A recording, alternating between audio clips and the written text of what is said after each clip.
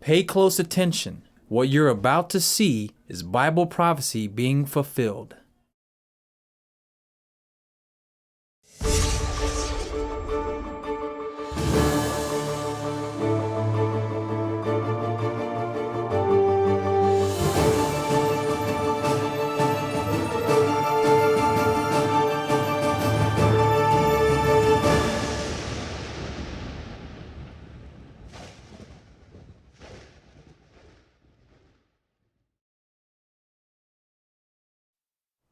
Welcome to another edition of YPN News, bringing you news as it relates to Bible prophecy and foretold by Yeshua Hawkins. Well, we're going to talk a little bit about the ongoing economic crisis in Argentina. Putin is once again slamming the West, and of course the people of Japan, well, they're making preparations, but for what? Well, we're going to find out in a little bit. But first, in Buenos Aires, the capital of Argentina, more and more homeless people are seeking refuge as the country's economic crisis worsens. Many receive pensions from the government, but what little they get is even less with the current exchange rates. A local charity in the area said that the amount of people without a place to call home has increased 30% since 2019. Now, people have to weigh what they spend their money on between a place to stay or food to eat. Tough choice. Mm-hmm. Well, in February, Argentina's inflation reached 100%. Now, even though people in the country have seen double-digit inflation for years, this is the first time since 1991 that it's been in the triple digits. Now, protesters are requesting increased wages to balance out the increased cost of living. The Argentine government said that the hope to restructure its $45 billion loan from the IMF has yet to filter down. Now, many are leaving the country in search for work and a better life, hoping, if things get better, to come back to the place that they call home. Well, the Archdiocese in Baltimore is being investigated for decades of sexual abuse and cover-ups. Over 150 priests and others are accused of abusing over 600 children over the past 80 years, behind the walls of the country's oldest Roman Catholic diocese. The Archbishop of Baltimore said that it is difficult to imagine that such evil acts could have occurred, and offered, of course, an apology to survivors, pledging solidarity and support in their healing, and said that's why these investigations are so important. Of course, we've seen quite a few of these archdioceses just like that one. Mm-hmm. They're being investigated for this child abuse. That's right. Well, take a look at this next video of National Assembly proceedings in Uganda regarding homosexuality and the laws concerning it. Take a look. Honorable Speaker, our laws are quite clear. Our penal code still has outlawed issues to do with homosexuality. Therefore, Honorable Speaker, it was absurd that a good number in the Supreme Court did find it fit to allow a habit or something that is already outlawed under our laws, that you could now allow people to associate. What happens tomorrow, Honorable Speaker, if all the pickpockets in our streets decide now that they have rights as pickpockets and they want to form the Association of Nairobi Street Pocket Thieves, or even robbers, bank robbers? Tomorrow, robbers may decide that we have certain rights under the Constitution, the right to association. But, Honorable Speaker, the Constitution also says that your rights are limited. The West has never been a moral authority. These are the people who came and enslaved us. And they came and colonized us. And they came and treated us like animals. And now they want to tell us to behave like animals. The next thing that's going to come up... Honorable Farah Malim, which animals engage in homosexuality? No, you're right. I'm sorry. I withdraw that bit. I withdraw that bit in the interest and the respect for the animal kingdom. The animal kingdom never engages in that. But the next thing they're going to tell us is that somebody has a right, or a woman has a right to marry a woman What do two women who are married do? What is there? God has created a man and a woman. It's there in all the Abrahamic scriptures. It's in Islam. It's in Christianity. It's in Judaism. If we allow them to take over our lives, we have allowed them for far too long for them to exploit us and to dehumanize us as human beings. On this, we will say no. If they're going to come up with travel, what do you call restrictions, keep your country, keep your cultures, keep your nonsense to yourselves. And I'm talking to the West in this case here. It is quite clear from our books that some of these things in LGBTQ are actually outlawed. And therefore, anything associated with those characters cannot be allowed to stand against the morals of the people of Kenya. Whether it's sodomy, whether it's lesbianism, whether it's queerness, whether it is anything that is outward practiced by these characters who say they have human rights. They may have their rights in private, and I'm sorry, I shiver and shudder when I imagine what they do in private, because it is totally repugnant, especially to us Africans. It's also important to condemn those who come with these ideas. And this is why today we celebrate the president of Uganda, Yoweri Museveni. We celebrate the late Robert Mugabe of Uganda. And sometimes it actually appears Idi Amin himself was a saint, because these are the things he was condemning those days, in spite of being incited by these same Europeans and Americans to kill a few Ugandans. Therefore, we as Africans must stand up. We must stand to be counted. We must tell these Europeans and Americans that for the little money they are enticing us with, I'm told they're even offering relief food to Kenyans so that you can legalize things like this one. They have been approaching our organizations, including the Kenya National Human Rights Commission, offering tokens so that they can promote rights of such characters. Thank heavens, these commissions and these organizations have said no to their little tokens. Well, they're very, very serious in upholding their morals in regards to the LGBT community. Right, taking a tough stance, and quite an applause that they received because of it. That's right. Well, a little more in Uganda. Their parliament has passed a bill that will criminalize people who identify as LGBTQ, with those found guilty facing up to 10 years in prison. Well, under the proposed legislation, friends, family, and members of the community would have an obligation to report people in same-sex relationships to the authorities. Now, homosexual acts are already illegal in the African country, but this bill seeks to go a bit further, criminalizing people based on their sexual identity. It passed with a widespread support within the parliament. Well, one speaker addressed Parliament and said, "In our country, we only have our morals to protect our children, and we are making this law for ourselves and our children and the children of our children.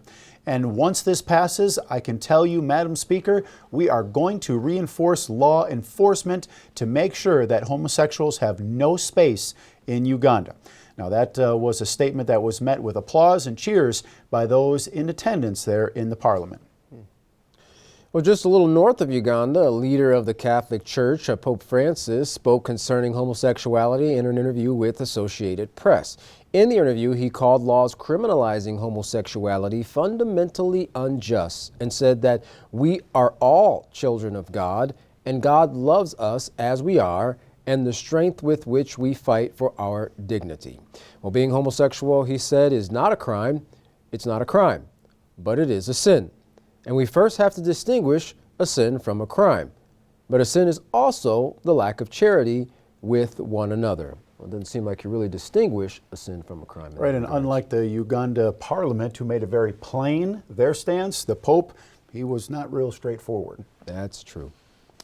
Well, African countries are not the only ones who disagree with the Pope's constant rhetoric that homosexuality is not a crime.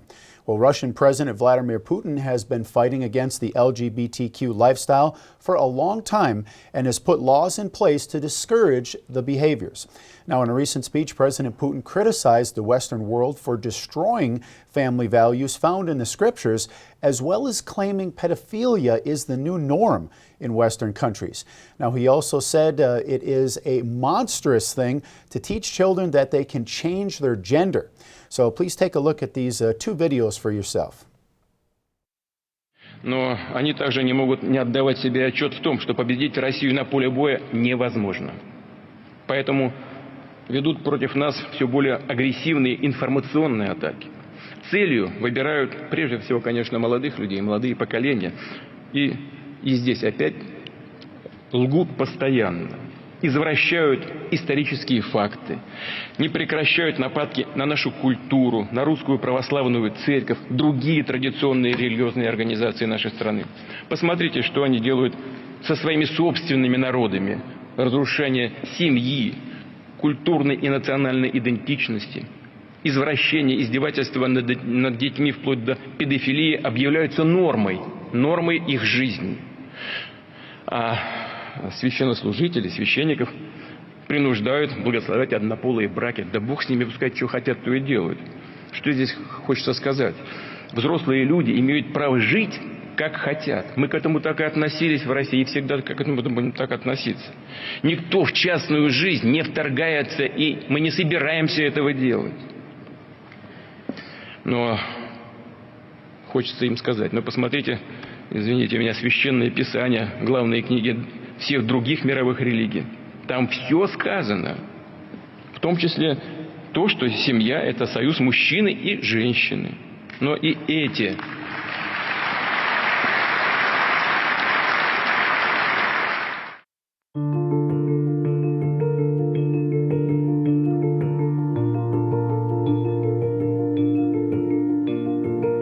Russian President Vladimir Putin on Thursday, October 21st, claimed that it is monstrous that Western children are taught that they can change their gender. Speaking in Sochi, Putin said it is close to a crime against humanity for young boys and girls to learn about becoming transgender. He added that it is terrible when children in the West are taught the idea that a boy can become a girl. Putin has regularly faced criticism for his crackdown on the LGBT community in Russia, where same-sex marriage and gay propaganda is banned. The president also claimed there is a risk of ruining the lives of a generation of children. Vladimir Putin said, "It is a simply monstrous moment when children are pushed to believe from early on that a boy can easily become a girl and vice versa. They are pushed to believe they have a choice, imposed while parents are swept aside. And a child is forced to make a decision that can break their life." He complained that no one even consults child psychologists on whether a child of a certain age is able to make these kind of decisions. Putin said, calling a spade, this is close to a crime against humanity dressed up in the name and under the flag of progress. Well, again here, Putin, just like we saw previously with Uganda, another groups of leaders in Uganda, country fighting to uphold the morality in their country, to protect not only themselves, but future generations as well. Right, and once again, getting quite a support shown by the applause and the cheers. Yeah. Sadly, those types of statements are met with a lot of opposition around the rest of the world. Well, former U.S. President Donald Trump addressed the country with a social media video speech sharing his concern for the direction the world is headed, with many countries loosely using the nuclear word without hesitation. Let's take a listen. Here we go. Just as I predicted, now we're playing with the big stuff. The N-word, that is the nuclear word, is now being used front and center all over the world. This situation was caused by us. It's what happens when you have incompetent people running your government. All I can say to you is, right now, drop down and pray. Well, President Trump's still not afraid to make pretty bold statements there, saying, look, it's going to go nuclear. That's right. Well, Japan has been feeling like it's caught in the middle of struggles between its neighbors, whether it's China and Taiwan or North and South Korea, not to mention Russia's military actions against Ukraine. China and North Korea both have been known to fire missiles off pretty regularly, which have entered into Japan's territory. Japan's chief cabinet secretary said in March, quote, a series of actions with North Korea, including its repeated ballistic missile firings, are threats to peace and safety of Japan and the region, as well as the international community, end quote. Well, Japan's constitution does not allow for it to go to war under any circumstances. Now, it was drawn up post-World War II after experiencing the horrific effects of the atomic bombs dropped on Hiroshima and Nagasaki. Now, the island nation does not even have an army, but only a self-defense force. Until now, Japan has relied upon America for protection from any attacks. But back in December of last year, Prime Minister Fumio Kishida said the security and defense policies in these documents signify a great change in the post-war national security strategy. Well, Japan has not fought in a war since 1945, and like we said, does not even have an army. Well, the government has also started spending 50% more on defense to prepare to defend itself if attacked. Now, we are talking about $320 billion being spent in Japan to be ready for conflict. Now, Japan lawmakers are pushing for a bill to require bomb shelters to be built for its citizens, and the Prime Minister's focus is also to raise public awareness. Now, this is much needed, seeing how quickly tensions can escalate in the region. Let's take one example from last August when former U.S. Speaker of the House Nancy Pelosi paid a visit to Taiwan. China angrily fired missiles off, and some landed in Japan's exclusive economic zone. The Japanese were in shock and alarmed, not knowing what to do and having no place to take cover from the threat. Well, thus far, no one has been able to bring about an end to the war in Ukraine, although numerous countries have tried diplomacy. Russia's foreign minister recently visited Turkey, where they tried to convince Mr. Lavrov to consider peace once again. While Ankara was able to bring about a temporary ceasefire during the holidays, negotiating an end to the conflict is proving to be much more difficult. Well, Foreign Minister Sergei Lavrov made this comment while meeting with Turkish diplomats, quote, ceasefire negotiations need to be based on the principles of the New World Order, which we all need, instead of unipolar world order led by one hegemon, end quote. And Katan, you know, it doesn't really matter if it's Turkey or any other country trying to convince Russia, especially, you know, Prime Minister there, Sergei Lavrov, you know, he sees what the West is trying to do, and I think he would respond similar to any country, that we're not going to give in and let the West just run everything and, you know, come into all these countries like they have been doing. That's right, and that's why we're seeing a greater push from a lot of these nations joining together, as we mentioned in previous broadcasts, BRICS with the economic, you know, strength that they're trying to develop, and pushing back at the immorality that they see coming from what they say is the West. Right, and those two stances, like you said, especially the immorality, they just want nothing to do with that lifestyle. That's right. Nothing wrong with that.